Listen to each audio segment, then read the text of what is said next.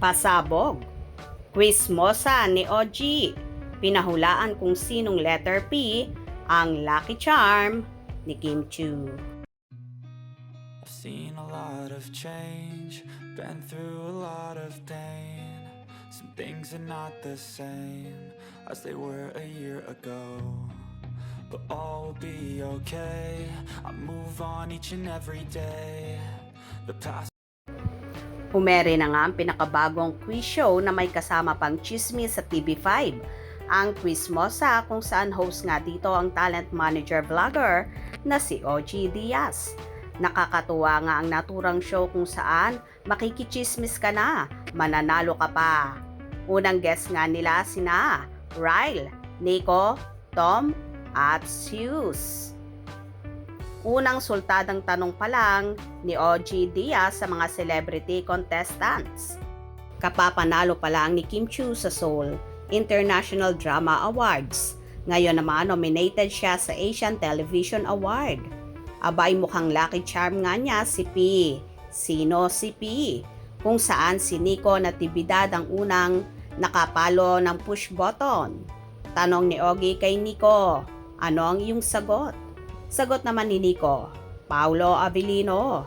At sinabi ni Ogie ang iyong sagot ay correct, kung saan kinamayan siya ng kanyang mga kasamahan na celebrity guest din. Kakapanalo lang ni Kim Chiu sa Seoul International Drama Awards.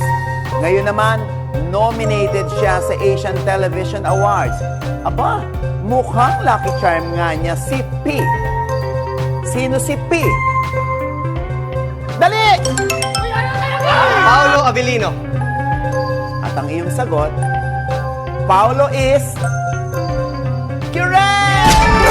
Halata talaga kay Papa Ogs na avid fan siya ng Kim Pao ni Kim at Paolo, kaya naman unang sultada pa lang ng show niya sa Quizmosa ay agad-agad namang may pa-quiz at patanong para sa napapabalitang magkasintahan ang Kim Pao.